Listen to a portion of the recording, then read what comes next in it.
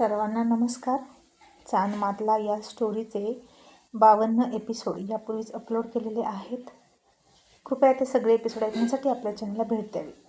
आणि माझ्या खोकल्याचा डिस्टर्बन्स राहणारच आहे, कारण रोज घरात थंड पदार्थ येत आहेत औषध म्हणून आणि नाही खाल्लं की शिव्या.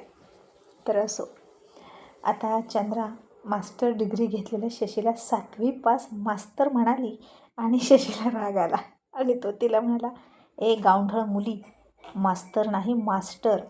मास्तर 7वी पास असतो, पण मी मात्र 17 वर्षे शाळा शिकलो आहे.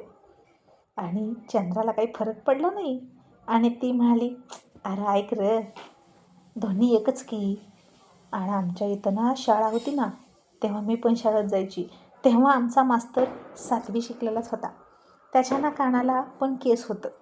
मला तर लय घाण वाटायची, लय मारायचा. पायावर बी फोक मारायचा कावळीचा आणि उलट्या हातावर पण छड्या द्यायचा. त्याची छडी बसली की टना उड्या मारू वाटायच्या आणि तो लय मारायचा, पण पाढं पाठ करून घ्यायचाच. सगळी पोरं पळून जायची त्याच्या माराला भिवून, पण मी नव्हते भीत. मग मास्तर सायकलवर फिरून सगळी पोरं पुन्हा घेऊन यायचं. तर कोणी लपून बसलेलं असायचं, कोणी आईच्या मागं रानात गेलेलं असायचं, कोणी ज्वारी तर कोणी उसात अशी पोरं लपायची, तर कोणी जनावरांच्या मागं माळूरान फिरत असायचं. एक पोरगं तर असं होतं, त्याला शाळेत करमायचंच नाही. यायचं आणि दप्तर शाळेत टाकायचं आणि वड्याला जाऊन बसायचं. आणि मास्तर मात्र कावळीचा फोक घेऊन सगळ्या पोरांना दिवसभर हुडकत फिरत बसायचं आणि सोबत दावं पण घेऊन जायचं. आणि जाताना जी पोरं शाळेत आहेत त्यांना पाढंपाठ करायला आणि बाराखडी लिहायला लावायचं. मी आल्यावर बघणार असं म्हणायचं, आणि नाही जर केलं तर झाडाला उलटा टांगेन. शशी म्हणाला, दावं कशाला घेऊन जायचे? चंद्रा म्हणाली, अरे पोरं बांधायला सांगते की ऐक, असं म्हणून पुढं सांगायला लागली. मग एक पोरगं हुडकायचं, त्याच्या हाताला दावं बांधायचं आणि सायकलच्या मागं ओढत आणायचं लोटण्यासारखं. अशी एक एक करून सगळी पोरं त्या दाव्याला बांधायची, कुठनं हुडकून काढायची आणि नेमकी शाळा सुटायच्या वेळेला सगळी गोळा करून घेऊन यायचा मास्तर. जनावरं कशी आणतात, एकाला एक बांधून, तसं सगळ्या पोरांच्या हाताला दावं बांधून ओढत घेऊन यायचं आमचं मास्तर. आणि शाळेत आला की 5 वाजलेल्या असायच्या आणि शाळा सुटायची. असं करून खूप हसून उड्या मारून पोरं दावं सोडून पळून जायची. आणि दुसऱ्या दिवशी पण तीच परिस्थिती असायची. आणि बाजारा दिवशी तर बघायलाच नको, एक पोरगं शाळेत येत नव्हतं, सगळी बाजारात असायची.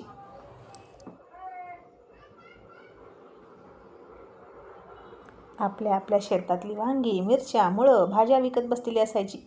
त्यापेक्षा मास्तरनं बाजारा दिवशीच सुट्टीच घेतली शाळेला, नाहीतर अर्धी शाळा तरी घ्यायचा. आणि पोरं काय करायची माहीत आहे का, मास्तरांना खेकडं, मासं, ससं पकडून आणून द्यायची. आणि एकदा पोरांनी ससा आणला आणि मी तो हातात घेतला आणि तो असा चिरचिर करून ओरडला आणि मी दिला सोडून आणि ससा गेला शेजारच्या उसात पळून आणि मास्तरांनी मला छड्या दिल्या. असं चंद्रा सांगत होती. आणि शशीला आता कळायला लागलं की नेमकी बाजारा दिवशी गावातली शाळा अर्धी का असते किंवा सुट्टी का असते. शेतकऱ्याच्या मुलांनासुद्धा काम असतात ना बाजारात नेऊन माल विकायचं. आणि तिच्या गप्पा फार इंटरेस्टिंग होत्या, म्हणून तो हसून ऐकत होता.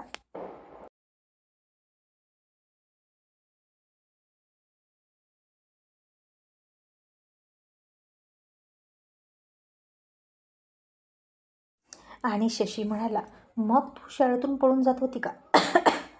आणि चंद्रा म्हणाली, मी मात्र अजिबात पळत नव्हती, मी शिकायला फार चांगली होती. आणि शशी म्हणाला, हो का, मग तुझी किती शाळा झाली?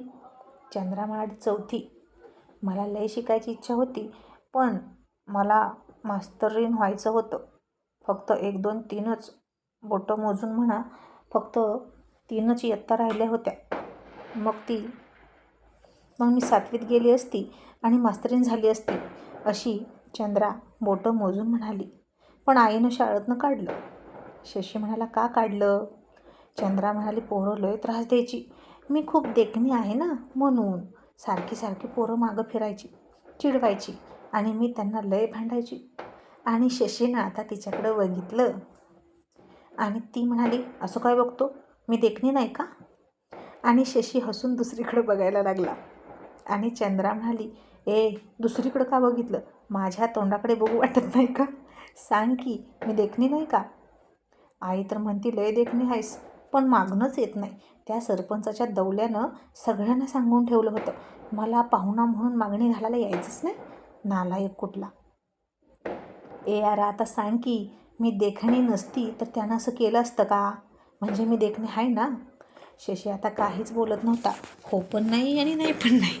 आणि चंद्रा चिडून म्हणाले, मसण्या जा तिकडं.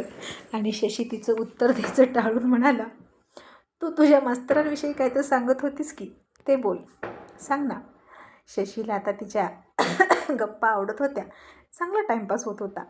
मग चंद्रा म्हणाली, तर तुला सांगते, त्याची बसायची खुर्ची होती ना, तिचा हात मोडला होता आणि त्यात एक उशी होती, तिला पांढरा खोड होता. आणि शशी काही न कळून म्हणाला, काय होता? ती म्हणाली, खोळ र, म्हणजे ती मळू नये म्हणून वर्ण घालतात ते. आणि शशी म्हणाला, अच्छा कवर का? आणि चंद्रा म्हणाली, हा काय ते कवर का फिवर? आणि त्याला मराठीत खोळ म्हणतात. आणि तुझ्या ना मराठीचा सगळा घोळच दिसतोय. आणि तो पांढरा होता ना, पण तो ओळखूसुद्धा येत नव्हता की तो पांढरा आहे. इतकं मातीनं तांबडा झाला होता. त्याच्यामध्ये ढेकणंसुद्धा झाली होती. मास्तर खुर्चीत बसलं की त्याला ते ढेकणं चावायची. मास्तर त्या उशीचा, तू म्हणालास ना कवर, तर त्याला घेऊन घरी जायचा. पण त्याची बायको धुवून देतच नव्हती, मास्तरच्या अंगावर फेकून द्यायची. आता ती तरी काय करेल बिचारी, नवऱ्याला पगारच नव्हता, मग मास्तर असून उपयोग नव्हता. तिला तर बायांसारखं कामाला जावं लागायचं इतर. आणि ह्यो बिनपगारी फुलाधिकारी, याची टेच बरं का बरं ठेवल ती याची टेच? आणि दुसरा घोळ शिवायला मास्तरकडे पैसे नव्हतं म्हणून तीच वापरायचा. आणि मास्तर पुन्हा तेच आणायचा आणि त्या उशीला घालायचा. त्या उशीची आणि त्या कवरची जोडी फोटो देतच नव्हता, जसं काय ते दोघं नवरा बायकोच होते असं म्हणून चंद्रा मोठ्यानं हसायला लागली तिच्या जुन्या आठवणी काढून. तसं शशीनं तिच्या तोंडावर हात ठेवला आणि म्हणाला, आता कोण मोठ्यानं हसतंय, हळू हस की. आणि त्याच्या हाताचा स्पर्श तिच्या ओठांना झाला. तसं पुन्हा हसणारी चंद्रा गंभीर झाली. पुन्हा दोघे एकमेकांच्या डोळ्यात बघू लागले. शशीची तिच्या तोंडावरची पकड ढिली झाली आणि पुन्हा ती त्याच्या हाताला चावली. आणि शशी हात मागे घेऊन हळूच ओरडून दबक्या आवाजात म्हणाला, ए बावळट, सतत काय चावतेस गं कुत्र्यासारखी? आणि ती म्हणाली, आता तू सारखं माझं रक्त पितोस तेव्हा रक्त पिपासू असल्यासारखा. शशी म्हणाला, तुझंच रक्त वाया गेलं असतं म्हणून पिलं. आधीच माझं शोषण करतेस, किती त्रास देतेस.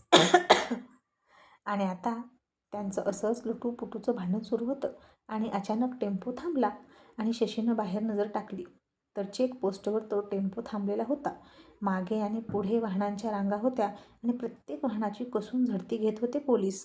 आणि शशी तिला हळूच म्हणाला, येथे झडती घेत आहेत, आता शांत बस. तसं चंद्रानं दोन्ही हातांनी तिचं तोंड दाबून धरलं आणि शशीनं पुन्हा होती तशी पोती त्या दोघांभोवती लावून ठेवली. मग आता वाहनांची तपासणी करत करत पोलीस टेम्पोपर्यंत आले आणि टेम्पो ड्रायव्हरला विचारलं, आतमध्ये काय आहे? आणि टेम्पो ड्रायव्हर म्हणाला, साहेब माळवं आहे, कारली, हिरव्या मिरच्या, टोमॅटो. आणि पोलीस मला बघू असं म्हणून मागच्या बाजूला आला आणि पोत्यांवर काठ्या मारत होता. टेम्पो तर अगदी गच्च भरला होता.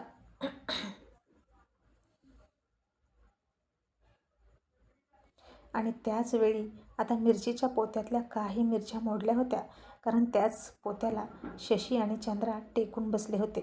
आणि त्या मिरच्यांचं तिखट चंद्राच्या नाकात जायला सुरुवात झाली आणि तिला शिंक येणार इतक्यात शशीनं पुन्हा तिचं नाक तोंड दाबून धरलं आणि चंद्राला शिंकांवर शिंका यायला लागल्या.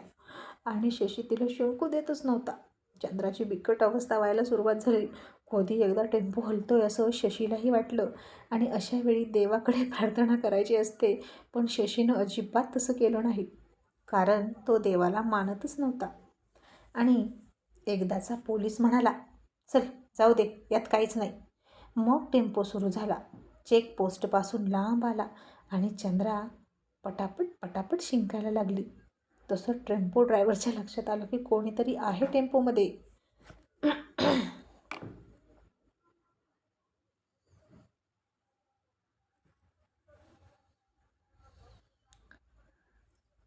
आणि त्यानं टेम्पो थांबवला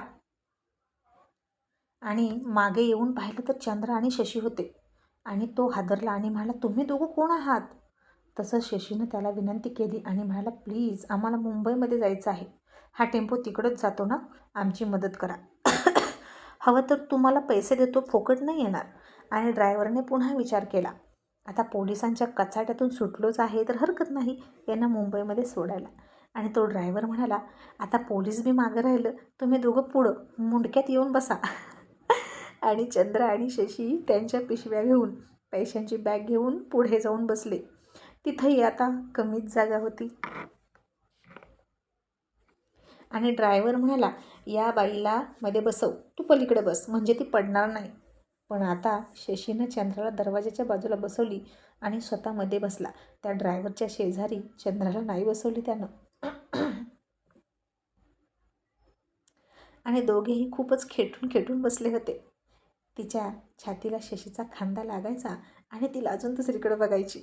आणि तिचा खांदा पुढे काढला आणि शशीला मागं घातला. आणि आता शशीला नीट हात ठेवताच येईना, म्हणून आता त्यानं सरळ हात मागे घेऊन तिच्या खांद्यावरच ठेवला. तसं तिनं त्याच्याकडं बघितलं आणि तो म्हणाला, फक्त थोडा वेळ, दुसरा इलाज नाही. आणि चंद्राला मात्र वाटायचं की आता हा हात त्यानं कधीच काढू नये, अगदी जन्मभर असाच खांद्यावर ठेवावा. आता मात्र पोलीस इकडे शशीची गाडी बघून चौकशी करायला लागली. ही गाडी कोणाच्या नावावर आहे, कुठली आहे वगैरे हे चेक करत होते. मग साहजिकच त्या गाडीमुळे रवी शेठ किंवा शशी यांना धोका नव्हताच, कारण अशा कामासाठी वापरल्या जाणाऱ्या गाड्या भलत्याच कोणाच्या तरी नावावर असतात, मालकाच्या नावावर नसतातच. मग टेम्पो थांबला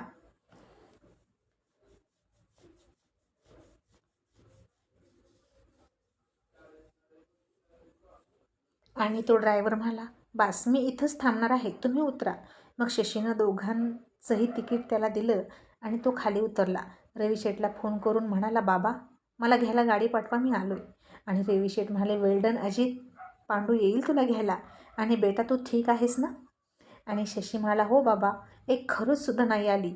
आणि रवी शेठ फार अभिमानानं म्हणाले, आणि येणारसुद्धा नाही, माझा शेर आहेस तू. तू एके ठिकाणी थांब, तिथं पांडूला पाठवतो. मग शशी चंद्रा एका ठिकाणी पांडूची वाट बघत बसले. आणि जेव्हा पांडू आला गाडी घेऊन त्यांना घ्यायला, आणि त्यानं पुन्हा शशीसोबत चंद्राला बघितलं आणि तो चक्रावला आणि म्हणाला, छोटे शेठ, अहो तुम्ही पुन्हा फिरून तिला इथंच आणली होय, तुम्ही तर तिला सोडायला गेलता ना? आणि चंद्रा त्याला हसून म्हणाली, ए दिलीप कुमार, रुक्मिणी कशी आहे रे?